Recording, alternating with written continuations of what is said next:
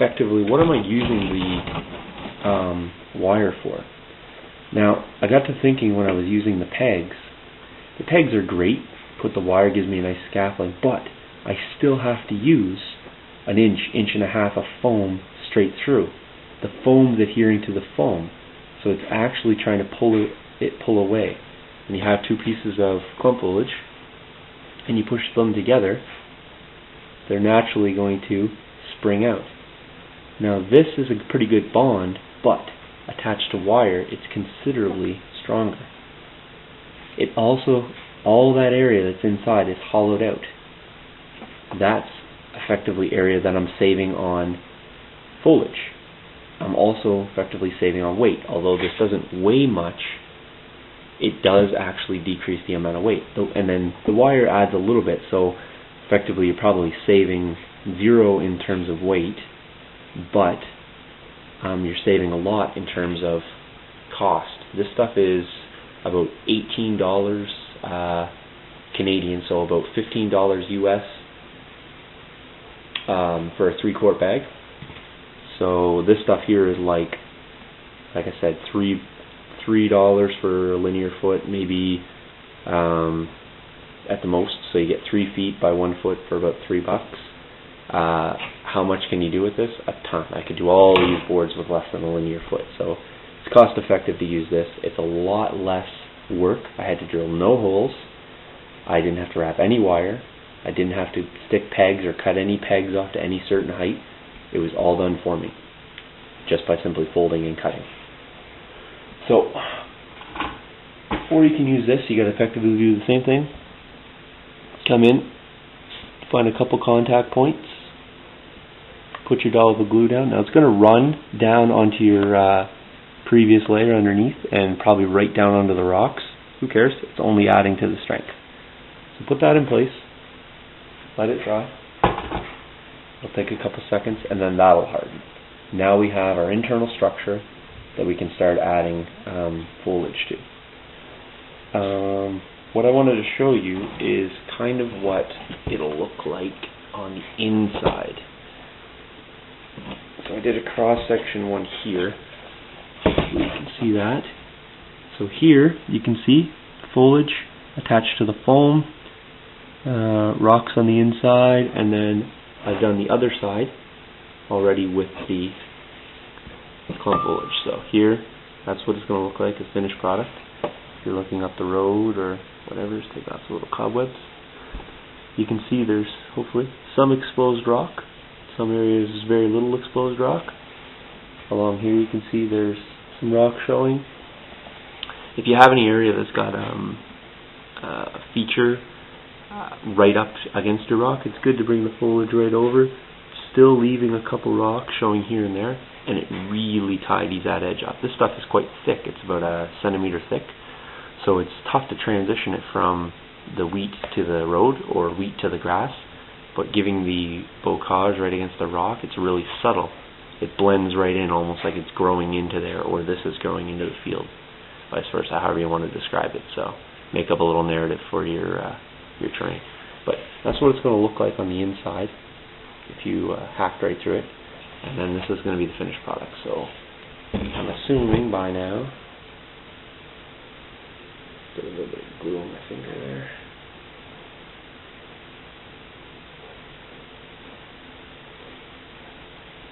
There we go. Assuming by now this is somewhat dry. Yeah, there we go. We're good to go. So I'm going to get the foliage out, and then we'll come back and we'll start putting the clump foliage on. So stay tuned. Hey guys, welcome back to part 2 of the bocage tutorial. This is where we're going to actually start applying the clump foliage and getting the bocage sort of fleshed out and ready for next step. So before I get started, I just wanted to talk a little bit about the clump foliage, and when I say clump foliage, what I'm referring to. What I'm referring to is this stuff right here. Basically what it is a sponge like material that's been pre-colored or pre-treated. It's very porous, and as you can see, it's quite brittle. It does come in large clumps for the most part, like this, Those are really not workable for me at this level, so I always break them down even to small sections like this. It does make it a lot more painstaking. You're putting a lot more pieces on, but it allows you to have your bocage. If you're going to do a bi or tricolor, it allows it to look a little more natural as opposed to large sections and then smaller sections of the other color. So I like to blend them.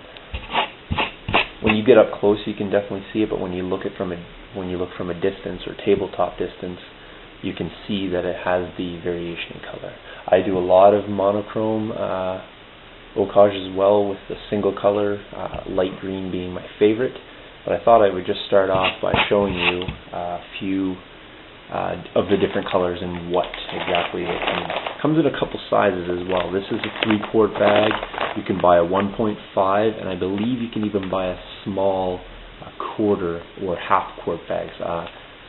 For me, I use so much, I never buy anything smaller than this, usually buying them in 3 or 4 bags at a time. But this is the light green. It is by Woodland Scenics. This is light green here, so it just tells you on the front, clump foliage, great for modeling ground cover, and tree foliage naturally blends with other foliage. So, and I can attest to that. It does actually naturally blend with everything else. It looks quite good. I use this for bushes as well.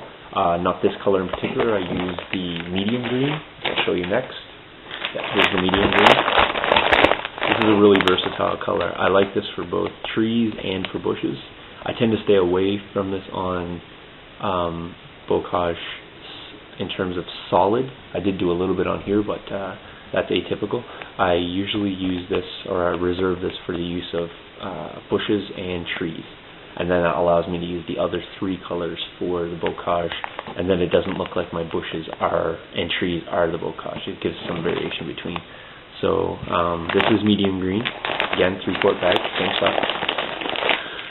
The next color is burnt grass, or olive as I like to refer to it as, because it's really an olivey color. It almost looks like, when you get it down and on, it almost looks like there's a moss or a sort of a mold growing on it. So it really is a mute tone. It tones down. If you have a really bright area and you bring this in, it really tones down the area. I tend not to use this on trees at all, and I strictly reserve this for bocage use or some hedges in some cases. So that's burnt grass.